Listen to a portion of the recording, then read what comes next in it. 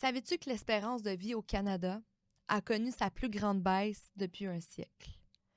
Des millions de Canadiens luttent contre l'anxiété et la dépression. Ces chiffres ne sont pas juste des statistiques, ils représentent des vies réelles. Aujourd'hui, je vais parler de ce que ça signifie pour nous et comment on peut agir pour changer la situation. Vous voici dans l'ABC de la perte de poids avec Ali Braggs, naturopathe et coach de vie. Ce podcast est destiné aux femmes trop occupées qui souhaitent perdre du poids avec des trucs simples reliés aux thématiques des 3C, les croyances, les connaissances et les comportements à avoir. Chaque épisode te révélera des astuces simples afin d'arrêter de faire le yo-yo avec la balance et enfin avoir des résultats durables sans acheter des pilules magiques. Let's fucking go, on y va! What's up la gang? Ici Ali dans l'ABC de la perte de poids à l'épisode 48 déjà. C'est incroyable comment ça va vite. Et aujourd'hui, je vais élaborer sur un sujet tellement important en expliquant comment l'heure est grave en Amérique du Nord. Je trouve ça super important d'en parler parce qu'on est un petit peu brainwashé, on est un petit peu naïf, on croit un peu les médias, ce qu'on voit partout, mais on réalise pas comment on empire notre cas. Comment les gens empirent leur cas. Fait qu'aujourd'hui, on va élaborer sur le C de comportement, connaissance et croyance. Je pense que ça rentre vraiment dans les trois. Et je veux expliquer comment on est naïf de penser que oui, l'espérance de vie s'accroît. Hein? On vit beaucoup plus vieux qu'avant. Mais il y a vraiment des recherches scientifiques qui ont pu prouver que l'espérance de vie, elle accroît, mais pas l'espérance de vie en santé. Donc, c'est quand même intéressant de le comprendre. Hein? Je parle tout le temps de longévité. C'est super là, de vieillir vieux, hein? Durer jusqu'à 100 ans, mais il faut vivre en santé. C'est ça l'objectif, afin d'avoir la machine qu'il faut pour fonctionner, pour prendre soin de nous-mêmes, pour prendre soin des gens qu'on aime aussi. C'est important d'être en santé puis d'avoir une vitalité. Mais la réalité derrière ça, c'est qu'on ne vit pas plus longtemps en santé, surtout en Amérique du Nord. Puis il y a vraiment les statistiques qui le prouvent par eux-mêmes, qu'il y a de plus en plus de malades et de problèmes qui s'aggravent en Amérique du Nord. Et je trouve que ça fait peur. Et ça me réveille tellement des grandes frustrations. Ça me réveille vraiment pourquoi j'ai cette mission-là d'aider autant les femmes, d'éduquer autant les femmes à prendre soin de leur santé, d'être préventive dans ma technique et pas attendre qu'il soit trop tard. Parce que je pense qu'il y a beaucoup trop de gens qui sont endormis. Je pense qu'il y a beaucoup trop de gens qui ne prennent pas ça au sérieux. Notre corps, c'est notre bolide. Notre corps, c'est comme notre voiture de course et il faut en prendre soin. Il faut autant mettre du bon gaz dedans, de la bonne huile. Il faut autant la nettoyer, la faire sentir bon. Il faut tout faire en sorte pour que notre voiture roule. Parce que si tu fais juste scrap ta voiture, tu mets de la merde à l'intérieur, tu n'en prends pas soin, tu la négliges, bien à un moment donné, tu vas embarquer dedans puis elle ne fonctionnera plus. Elle ne fonctionnera plus puis elle ne t'emmènera plus du point A au point B. Puis là, il va être trop tard parce que ta voiture, tu ne pourras même plus la réparer. Il va falloir que tu l'échanges. Mais la réalité puis la vérité derrière ça, c'est que ton corps, tu ne peux pas l'échanger. Tu as juste une santé. Tu as juste un corps. C'est incroyable quand tu compares ça comme ça. Fait qu'il faut arrêter de remettre au lendemain. Il faut arrêter de faire les autruches puis de dire que c'est pas si important que ça. Et il faut mettre ça de l'avant, notre santé. Puis surtout, là, que toi, tu écoutes mon podcast depuis quelque temps, là, tu dois voir autour de toi des comportements toxiques, tu dois avoir une mauvaise éducation, tu dois voir le système de santé, comment qui est corrompu, qu'on pourrait dire, entre guillemets. Ça fait peur. Et je vais t'expliquer à la fin de cet épisode, comment faire pour réveiller le monde, comment faire pour faire un changement. Je pense que depuis le COVID aussi, là, de la pandémie, il y a eu beaucoup de cas, il y a eu beaucoup d'empiration. Je sais même pas si c'est un mot, là, mais ça s'est empiré depuis la pandémie. Autant dans la physique mentale, dans la santé mentale, mais la santé physique aussi. Puis c'est ça qu'il faut faire attention. Moi, je te dis, quand je vais à l'épicerie, là, des fois, il faut me contrôler. Moi, j'irais parler à tout le monde puis j'irais donner des leçons à tout le monde. Par contre, c'est pas tout le monde qui veut se faire coacher, fait que je vais fermer ma gueule puis je vais tout mettre mes frustrations dans ce podcast-là puis tu vas pouvoir l'écouter parce que je sais que toi, en ce moment, si tu m'écoutes, ça va te faire du bien. Donc, je vais commencer ce podcast-là en parlant un petit peu des statistiques qu'il y a juste pour te réveiller puis te faire comprendre. Puis après, tu vas voir, c'est vraiment intéressant cette partie-là au milieu, là. Je vais te parler de qu'est-ce qui se passe dans les autres pays. Pourquoi il y a dans des pays que la situation s'aggrave pas? Puis c'est vraiment intéressant ce que j'ai trouvé. Des lois, des régimes, des systèmes qui ont mis dans d'autres pays qui fait en sorte que les gens ils ont comme pas le choix de prendre soin de leur santé. Et je pense que au Québec, on a assez d'argent pour le faire. On a le pouvoir. Il devrait avoir un système dans le service de la santé qui fait en sorte qu'on doit prendre soin de notre santé et arrêter d'être dans le curatif, mais et plutôt être dans la prévention. Donc, super intéressant ce que j'ai trouvé. Je vais commencer avec des petits chiffres là, juste pour te faire comprendre parce qu'on pense que tout est beau, tout est parfait, mais on comprend que c'est pas la réalité quand on voit les chiffres. On voit vraiment une augmentation de maladies chroniques, des maladies chroniques telles que le diabète de type 2. OK, chez les adultes canadiens âgés de 20 à 79 ans. Pareil, il y a vraiment une augmentation de diabète des personnes à partir de 20 ans jusqu'à 79 ans. Et c'est passé de 8 en 2007 et 2012 à 9 en 2016. OK, donc ça veut dire, là, en estimé, là, si, OK, ça n'a pas l'air tant, là, si on dit 8 là, 9 ça veut dire en fait qu'il y a à peu près 12 millions de Canadiens qui souffrent de maladies chroniques telles que le diabète de type 2. C'est incroyable. Le diabète de type 2, on sait que c'est une maladie qu'on pourrait dire que c'est comme le sang sucré. C'est ceux qui mangent beaucoup trop de sucre. Surtout le diabète de type 2. Hein. On n'est pas avec ça. Le type 1, oui, mais pas le type 2. C'est un problème au niveau du pancréas et de l'insuline. Et comment on attrape, si on pourrait dire ça comme un virus, le diabète de type 2, c'est lorsqu'on consomme beaucoup trop de sucre, on ne bouge pas assez. En fait, on a une mauvaise hygiène de vie. Donc, qu'est-ce que je suis en train de te dire, là, c'est qu'il y a 12 millions de Canadiens en ce moment qui mangent trop de sucre puis ils ne prennent pas soin d'eux. Là. C'est outrant, là. Ça me fait de la job en tabarnak, là. Ça représente environ 29 de la population parce que, dans le fond, ça a passé de 8 à 9 qui donne une totalité de 29 de la population. Donc, c'est vraiment énorme de dire qu'il y a autant de personnes au Canada seulement qui souffrent de diabète de type 2. C'est incroyable. Puis moi, j'en ai eu beaucoup de clientes là, qui ont fait le programme Think Fit et qui ont réglé leur problème de diabète de type 2. Là. Puis c'est pas avec des pilules là, qu'on a réglé ça. Là. C'est vraiment avec une saine alimentation, une bonne hygiène de vie. On est allé encore une fois, on est allé dans des techniques holistiques. Donc, on est allé regarder tout l'ensemble du corps. Le problème au Québec, c'est qu'avec le diabète de type 2, par exemple, on fournit de l'insuline. Et c'est sûr que ça enrichit ça, les compagnies pharmaceutiques et autres. Là. Fait que peut-être que c'est un peu pour ça qui ne move pas là-dessus. Puis là, je m'avance, c'est grave ce que je dis. Mais si on creuse plus loin, pourquoi on ne fait pas en sorte que les gens n'ont pas ces problèmes-là? Donc, on va aller un peu plus loin après, là, comment ils font dans les autres pays pour avoir pas autant de cas. Si on parle d'obésité, il y a vraiment une augmentation significative.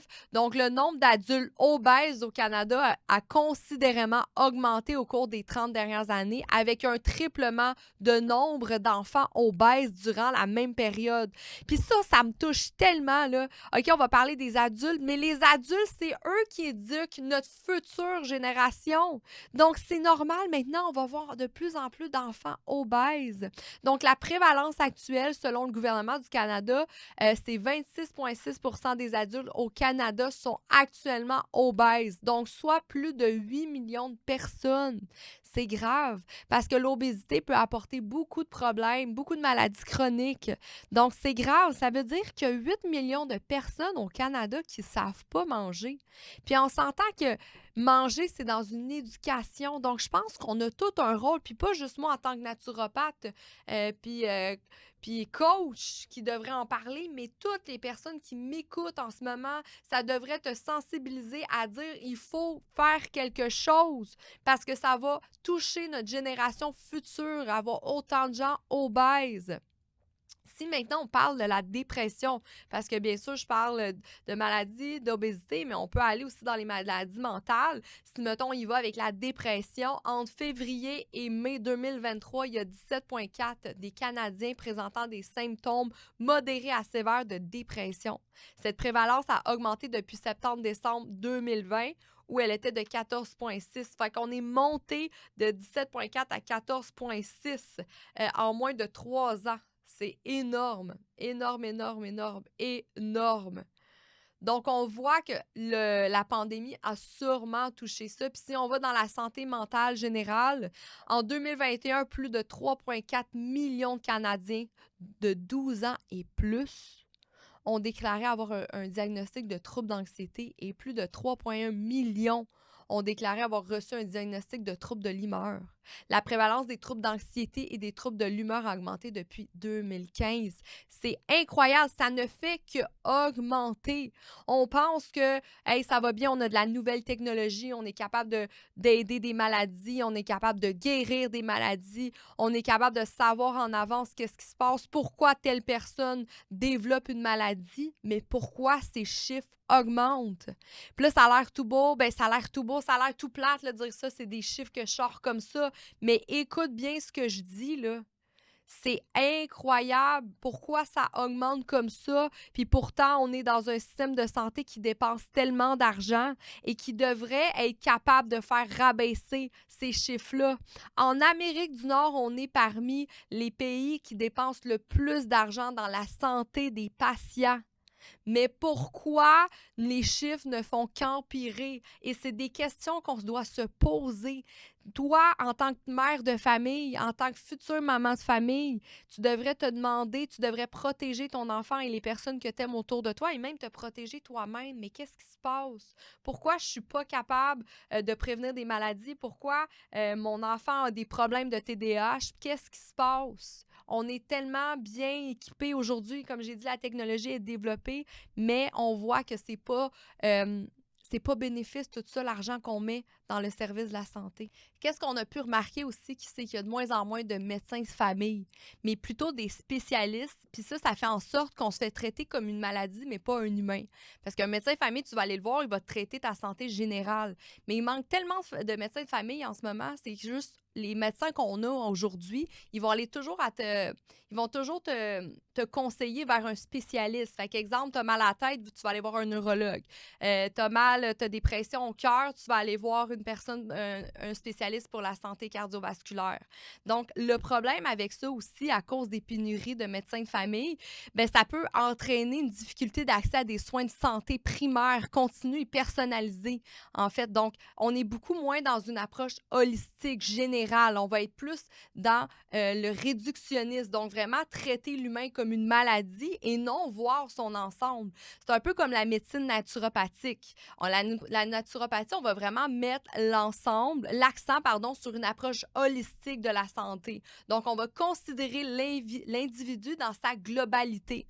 Contrairement à la médecine conventionnelle, que parfois, c'est plus fragmenté. Chaque spécialiste se concentre sur sa propre aire d'expertise sans voir l'aspect général de la santé de la personne. C'est ce qui fait que ça fait un problème dans le système de la santé aujourd'hui, qu'on est beaucoup plus dans un traitement curatif, contrairement dans le préventif aussi, parce qu'on va attendre de tomber malade pour aller voir un médecin, contrairement à d'autres pays que tu as le droit d'aller voir le médecin et demander des conseils pour savoir comment ne pas avoir tel problème. C'est ça la différence. Ici, tu peux pas voir ton médecin de famille si tu n'as rien. Il va toujours te demander qu'est-ce que tu as, puis il faut s'assurer qu'il y a une bonne raison pour aller voir le médecin. Donc ça, c'est quand même frustrant avec tout l'argent qu'on peut mettre dans le système de santé. Je trouve ça outrant qu'on ne voit aucune amélioration dans l'espérance de vie de santé et on met autant d'argent là-dedans.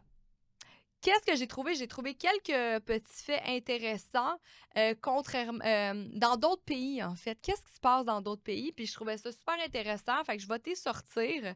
Il existe vraiment des lois, des systèmes afin d'aider la population dans leur santé physique et dans leur santé mentale aussi. Donc, j'ai vu qu'en France et en Royaume-Uni, il existe une taxe sur le fast-food. Puis le but à ça, c'est d'encourager les consommateurs à faire des choix plus sains pour eux.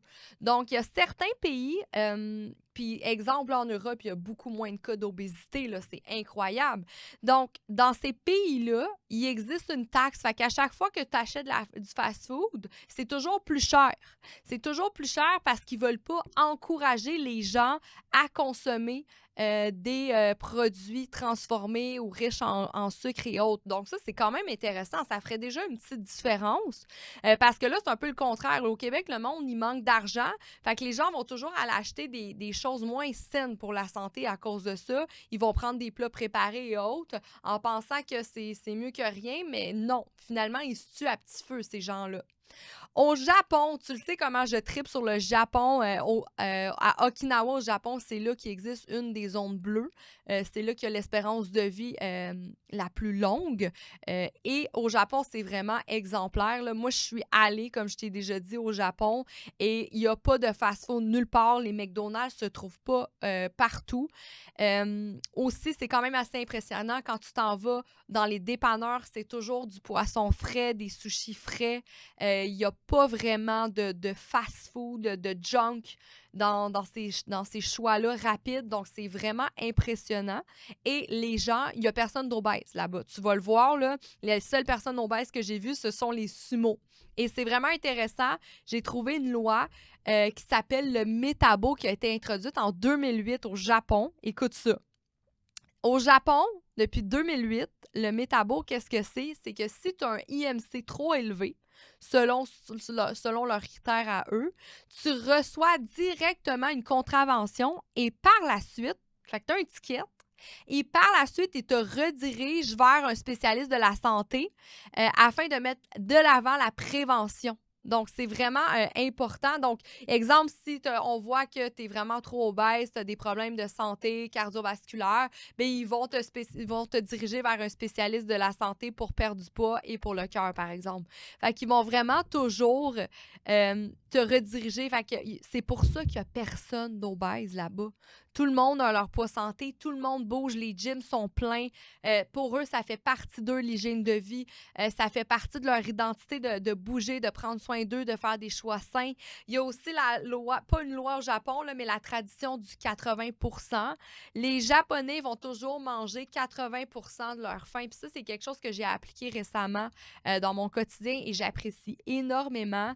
Souvent, nous, on est élevés au Québec, quand tu finissais pas ton assiette, t'allais pas avoir de dessert, que tu dois finir ton assiette, sinon c'est impoli. Mais au Japon, c'est totalement le contraire. Quand tu penses être environ à 80% bourré, plein dans ton estomac, tu arrêtes de manger et grâce à ça, ça aide beaucoup à prévenir l'obésité aussi. Donc, c'est vraiment intéressant, là. Moi, j'ai trippé connaître cette loi-là. Il y a aussi certains pays en Europe qui ont adopté un système de codage. Fait que quand tu t'en vas en Europe, dans beaucoup de pays en Europe, tu vas voir sur les emballages des aliments des codes de couleurs. Donc, il va y avoir des pastilles vertes, des pastilles jaunes et des pastilles rouges. Et ces pastilles-là vont dépendre des calories, des valeurs nutritives telles que le gras trans, le sel, le sucre. Et dans le fond, si tu n'as pas une pastille verte, ça veut dire que c'est pas la meilleure qualité nutritionnelle. Ça s'appelle le Nutri-Score qui appelle ça. Donc, tu peux vraiment voir la qualité de la nutritionnelle de chaque emballage, de chaque aliment que tu manges grâce à ce code de couleur-là. Donc, parce que les gens, là, tu sais, j'ai déjà fait un podcast sur comment lire une étiquette. Les gens ne savent pas, ils n'ont pas d'éducation, là. Moi, les clientes, quand ils commencent avec moi, là, ils sont comme « Ah, ben Ali, c'est écrit que c'est riche en fibres, puis la boîte est bleue comme si c'était light. » Puis là, ils se font avoir. Fait que non, malgré le marketing que tu peux avoir sur ta boîte, il va avoir la pastille verte, rouge et jaune. C'est super intéressant. Fait que tu peux faire des choix plus sain pour toi. Puis tout ça, dans le fond, c'est le but d'augmenter la longévité là, dans ces régions-là. Là. Donc, c'est tellement intéressant. Il n'y a pas ça au Québec. Là. Au contraire, au Québec, tu vas voir sur les boîtes de Fruit Loops, c'est quoi qui était écrit? C'était écrit teneur en fibres élevée et vitamine D. C'est-tu sérieux là, que tu écris ça sur une boîte de céréales remplie de sucre là, pour l'enfant? La mère qui a pas beaucoup d'éducation, elle va acheter ça à son enfant puis elle va dire « Ah, au moins mon enfant, il a sa source de vitamine D sans savoir c'est quoi. » tu sais. Donc, c'est quand même très outrant. Là. Fait que tout ça, ça signifie vraiment euh, que le Québec a besoin d'aide. L'Amérique du Nord a besoin d'aide. On va parler du Québec parce que, Chris, nous, on habite au Québec. Là, et c'est très important d'aller faire quelque chose, d'être au courant. Je pense que c'est la première chose. Arrêter de faire l'autruche, là, de se dire « Ah, on n'a pas beaucoup de problèmes de santé au Québec, on est chanceux. » C'est pas vrai. Avec tout l'argent qu'on met dans les systèmes de santé, c'est pas vrai qu'on est chanceux.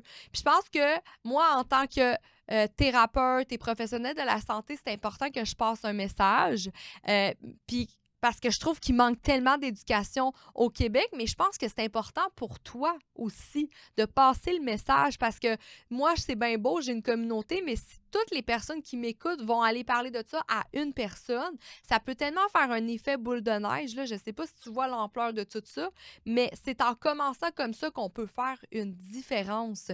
Puis moi, c'est tellement important tout ça parce que si on fait pas tout ça, si moi je fais pas tout ça, j'ai conscience comment nos générations futures peuvent s'empirer, comment les mamans peuvent être mal éduquées puis qui vont mal éduquer leurs enfants. Après, les enfants vont avoir des problèmes de concentration, ils vont avoir des problèmes d'apprentissage. Ces enfants-là, ils vont être tous sur les médicaments parce qu'ils vont se laisser emporter, ils vont se laisser manipuler par leurs médecins. Et en disant que mon enfant a des problèmes, c'est sûrement à cause de l'environnement et autres, mais c'est la faute de tout. Donc, il y a des choses qu'on peut faire et c'est vraiment important. Comment pouvons-nous faire pour mettre la situation en place, hein? C'est comment on pourrait faire. Et premièrement, c'est dans la prévention. Il faut prévenir, si on aurait un système de la santé qui mettrait de l'avant la prévention, qui avertirait les gens. Ça m'a marqué, là, j'étais allée en France il n'y a pas si longtemps voir ma famille, puis à la radio, là, je pense, aux 15 minutes, il y a une publicité en disant qu'il faut faire attention à nos choix alimentaires, qu'il faut manger des choses pas trop grasses, pas trop sucrées, pas trop salées. Moi, j'étais impressionnée d'entendre ça là, à la radio. Contrairement là, à Montréal, c'est quoi que j'ai vu sur des pancartes d'affiches dehors dans le Vieux-Port de Montréal? Il y avait une pancarte Ozempic, demande à ton médecin, puis c'est une pilule qui aide à faire perdre du poids. C'est incroyable. C'est incroyable le clash qu'on a de ça. Donc, il faut faire attention. Donc, la prévention prévient, même si tu n'es pas malade, même si ton char, il roule, mets-y de la bonne huile, mets-y du bon gaz, fais-y du bien, prends soin de ton char parce que tu ne sais pas qu'est-ce qui peut arriver. Donc, c'est pas chinois, là, de la prévention. J'en parle depuis les débuts de mes épisodes. On y va avec une alimentation saine. On mange le moins possible des aliments transformés. On évite les xénostrogènes, donc tous les produits chimiques. On bouge. Tu sais, si t'aimes pas le gym, c'est pas grave, mais bouge, fais 10 000 pas par jour. Ris, joue, aie du plaisir. Nourris ton subconscient de pensées positives. Tout ça, ça fait partie. C'est une approche holistique et c'est ça qui manque dans notre système de la santé. Par la suite, qu'est-ce qu'on peut faire? Sensibiliser. Là, je te sensibilise là-dessus, je t'ai donné des faits. Je t'ai dit, hey, voici ce qui se passe, voici ce qui arrive en ce moment. As-tu écouté les chiffres? Partage le message. Ça devrait te sensibiliser que ton enfant, en ce moment, va grandir dans une société comme ça. Et tiens au courant les autres. Renseigne-toi, fais des formations, pose des questions. C'est ça le but de tout ça. Le partage aussi et l'entraide. Montrer l'exemple va énormément aider. Montre l'exemple à tes enfants. Même si tu penses qu'il est trop tard, c'est jamais trop tard. Même si en ce moment, tu as peut-être, toi, du diabète de type 2 ou tu es peut-être trop occupé pour prendre soin de toi, fais un petit changement qui va apporter un gros changement à fil du temps. L'effet cumulé, hein, j'en ai parlé, c'est très, très important. Donc, il faut partager, aider, montrer l'exemple. S'entraider, c'est la chose la plus importante aussi dans qu'est-ce qu'on peut faire. Fait que tu l'auras compris dans cet épisode comment qu'en Amérique du Nord et aussi au Québec, c'est difficile de faire des bons choix. Autant par la manipulation des médias, autant dans l'éducation. Il y a tellement de fausses informations aussi, c'est difficile. Mais c'est important d'aller dans la prévention, essayer d'aller vers des choses naturelles, essayer de se renseigner le plus correctement possible. Et peut-être un jour, on va être capable d'être dans un système préventif et non curatif. On attend trop d'être malade avant de faire quelque chose, mais c'est important de faire quelque chose ici, aujourd'hui, maintenant. La longévité, c'est la chose la plus belle qu'on peut avoir, c'est le plus beau cadeau. C'est la plus grande chance qu'on peut avoir, mais cette chance-là n'arrive pas par elle-même. Cette chance-là, elle arrive avec nos actions, avec nos petits changements, avec nos petites habitudes qu'on fait tous les jours. N'oublie pas ce que tu peux faire pour t'aider, toi et tes proches, à avoir une meilleure longévité. C'est très important. Surtout, partage ce podcast-là, partage cet épisode-là. N'hésite pas, enregistre un bout que j'ai parlé, partage-les, prends-les en photo, partage-les sur tes réseaux, parle-en pendant tes parties de Noël. Je ne sais pas si sont finis en ce moment, là, mais parle-en, fais du bruit autour de toi. C'est important. Ce sont des choses importantes qu'il faut mettre de l'avant. On se retrouve la semaine prochaine pour un épisode sur comment chaque bad luck t'apporte à chaque fois une opportunité. Puis là, je sais, là, des fois, les gens, quand je dis ça, ils sont comme « Ouais, mais il s'est passé de grave quelque chose dans ma famille. » Mais je tiens à dire que, pareil, la vie n'est pas contre toi, mais la vie est avec toi. Je veux te prouver que derrière chaque bad luck, tu as une opportunité. Puis je vais te donner des exemples très concrets et je vais te raconter aussi l'histoire du cheval blanc. Fait que tu vas voir, tu vas beaucoup aimer. Et merci encore de ton intérêt et on se retrouve la semaine prochaine. Bye, ma femme en santé!